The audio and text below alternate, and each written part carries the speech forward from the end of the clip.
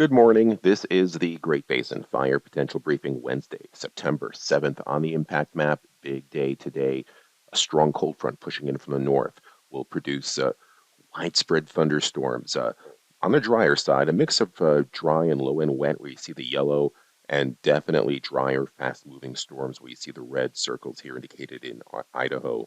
In addition to that, that front will have strong gusty winds indicated here by the orange, wind gusts of 30 to as much as 40 miles per hour. And those winds will continue tomorrow across the northern areas after the lightning. So we're getting the worst combination of very dry fuels, dry lightning, and then strong winds with it and just after it.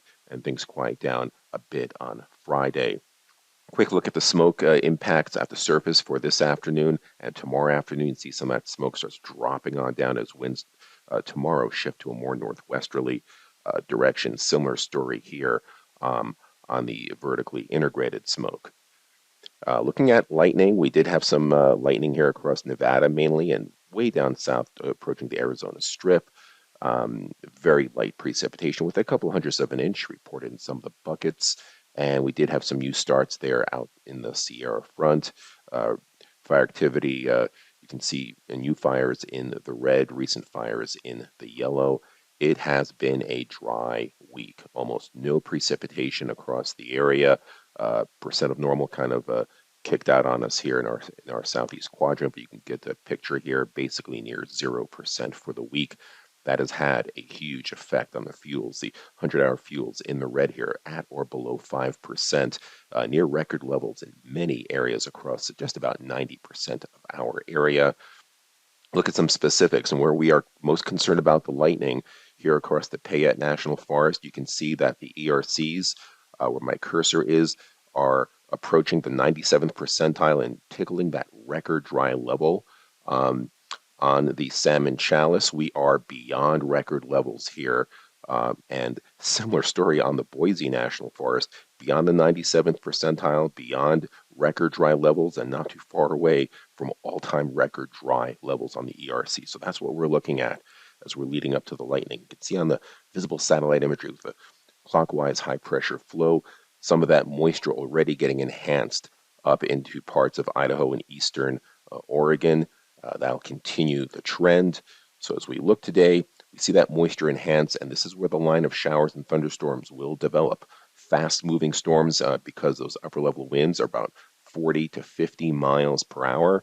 And some of those winds will be mixing down to the surface. So we see here we have high risk for lightning in some areas. A bit further to the south and east, wind will be the bigger issue, but there'll be outflow boundaries and winds of concern everywhere up here in Idaho and western Wyoming today. Otherwise, we could see some isolated storms and still some starts further down south across Nevada. We kick back to the left. Once again, we see this developing storm, tropical storm, or soon to be Hurricane K, and we'll be watching its moisture in long term as it moves northwards. Now for winds on the left, today you can see some of those strong winds across the central Idaho mountains. Some of these purple shades are wind gusts approaching 40 miles per hour. We'll have to watch that. The humidity today before the clouds move in will still be dry in the low to mid-teens. And you can see the precipitation here. Not much. Lots of coverage through here, but these ghost amounts, these grayish areas, just a hundredth of an inch, 0.05, not this green area of a wetting rain. So that is the big concern. So anywhere here we can have new starts. We'll have wind with these thunderstorms today. Now tomorrow, the high risk is for wind. With drier air punching in, we see the drier air in this tannish shade through here, pushing in with a very tight gradient. You see the tight packing of those height lines. Some of these winds here are about 40, 45 miles per hour at the ridgetop levels. Moisture from Hurricane K moving up into Southern California at the same time.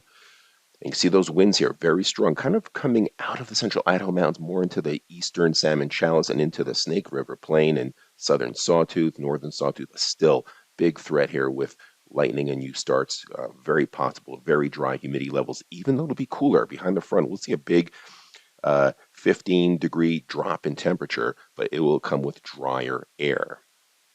Now on Friday, still some drier, moderate breezes out of the northwest across northern areas. So any fires that do start will continue to burn. Moisture from Hurricane K then weakening as it approaches Southern California. We can see how dry we are in all areas, starting to moisten up in the south.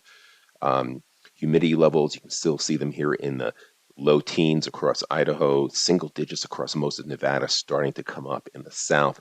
Winds starting to slacken off. Still see some gusty winds of 20 to 30 in the lee of the Wasatch, and maybe 10 to 20. Still a factor here, maybe slightly stronger in the Payette. Have to watch that.